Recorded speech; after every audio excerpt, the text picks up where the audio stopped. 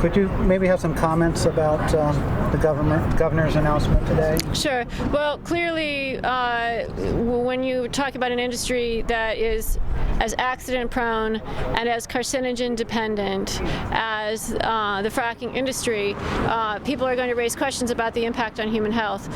And that includes our former Governor Patterson, who in his Executive Order 41 made it clear that before any decision is made to prohibit or permit fracking in the state of New York, what's required is a thorough investigation of the public health risks.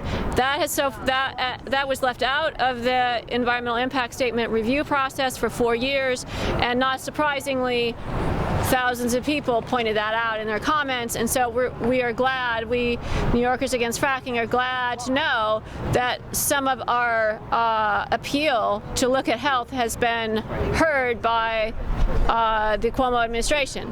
That being said, there's only one right way to look at public health risks, and that's a tool called a comprehensive health impact assessment. It is the gold standard for looking at and quantifying the complex, multiple hazards that a complicated industry that can impact our air, our water, our food, our roadways.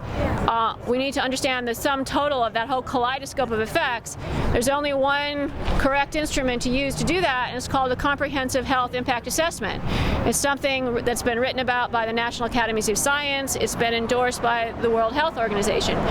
Anything short of a comprehensive HIA is not acceptable to me or to the New Yorkers Against Fracking. Now, that's not what the governor has in mind. He's going to do something less than that, something inferior to that.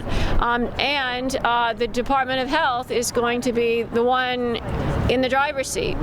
That's not appropriate. And as long ago as October 2011, 250 scientists and medical professionals wrote to the governor expressing their concern about the Department of Health, which has been silent, asleep at the switch on fracking. It declined co-lead status with the Department of Energy Conservation in investigating the environmental health effects of fracking, and it has not vigorously inserted itself in the process. So the Department of Health is the silent, passive brother of the Department of Energy Conservation, and has not given us any reason to be satisfied with this organization now rousing itself from its 4-year slumber and suddenly deciding to take a look at health effects, especially because it has shown no expertise in this complex and important instrument called a comprehensive health impact assessment. However, our universities and medical schools are full of experts who know very well how to do this and have much experience in doing it. So it makes no sense to me as a biologist why you would choose an organization like the Department of Health, which has been passive and uninvolved, curiously uncurious about the health effects of fracking, to suddenly be in charge of doing a very complicated kind of inquiry that's very aggressive and by definition very comprehensive, when we have all kinds of other experts sitting in our universities and medical schools who would happily do it. So New Yorkers Against Fracking is calling for a comprehensive health impact assessment, and we are calling for it to be done by an independent group of experts as the principal investigators, because the Department of Health has lost its standing with us. We have no confidence in its ability to do this kind of study. Did you recall the economic impact study that was conducted, that the DEC went to a consulting group? Well, listen, I mean, the Environmental Working Group has now sued the administration, the Department of Energy Conservation, and the Cuomo administration for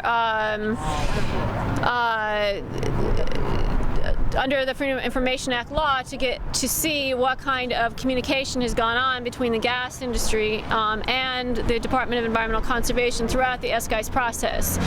We have reason to believe and reason to suspect that the whole environmental impact process was overseen by the industry, who enjoyed intimate and regular contact and reciprocal conversation with Department of Environmental Conservation. And we'll find out more as that lawsuit proceeds. What I can tell you already as a biologist is that if you take a look at the last iteration of the SGICE that we have available to us and take a look at the section on the impact of fracking fluids on human health, the bibliography of that section is not full of studies done in the peer-reviewed medical literature. It's full of reports by the industry. It's full of fact sheets by the industry itself.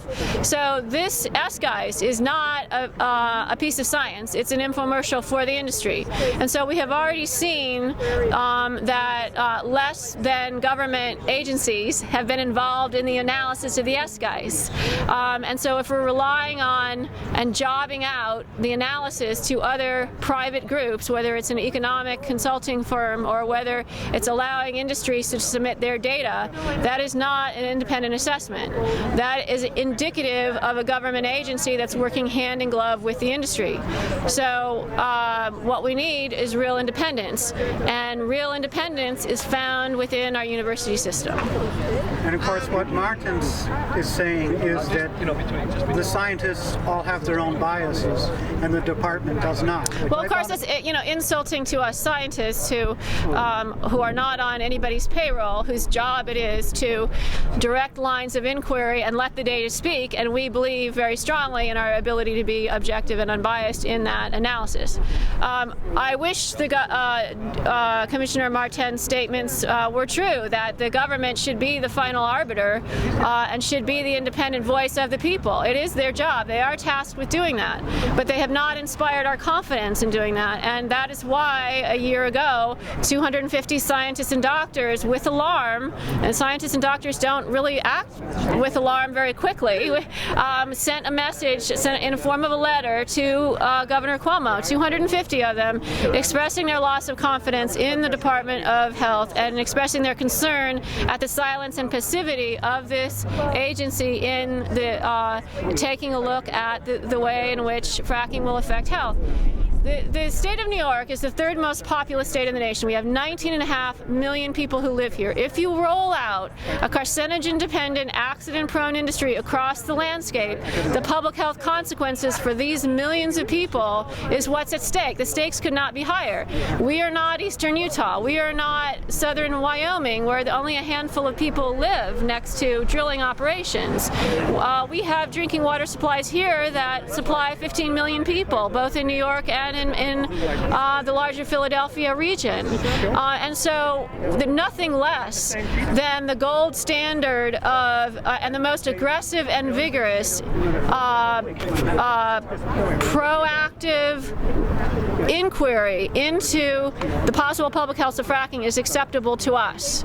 And if the Department of Health does not have the capacity and the experience to do so, then we need to seek it out from some of our best scientists in the state of New York. They are out there. We have some of the most amazing world-class universities and medical schools and schools of public health in the world. That's where we need to seek the talent to do the study. That's very important to do. And regarding Inergy and its various subsidiaries, if we come to a recognition that they are part and parcel of the larger project of the development of shale gas in the region, including Pennsylvania. So Inergy is greasing the skids for fracking in New York because it's repurposing depleted salt caverns for the storage of the fracked gas and all the other hydrocarbon gases that come up with the methane. These include propane, butane, ethane. So these are gases, and they're hard to store. It's not like mining copper, right? And so we have to have a place to put this stuff when it comes up out of the ground. And so Inergy's idea is that it's going to use the depleted salt caverns under the largest lake that sits solely within the borders of New York, Seneca Lake, drinking water for 100,000 people. It's going to use those caverns deep under the earth to store pressurized, liquefied hydrocarbon gases. Some of that will be fracked gas in form of methane, some of it will be propane, and then it will transport and store this gas. And so Inergy is facilitating the fracking industry and using our land to do so.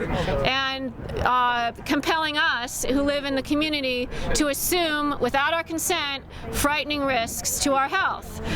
They cannot do what they intend to do without filling the air with blankets of smog, without having flare stacks to regulate the pressure in those caverns and therefore putting formaldehyde into our air and so forth. They can't do it without filling our scenic byways with fleets and fleets of diesel trucks, some of them hauling explosive vapors. We just saw last Sunday a terrible accident in which a Subaru slid underneath a propane tanker on its way up Route 14 that caused the whole road to be closed.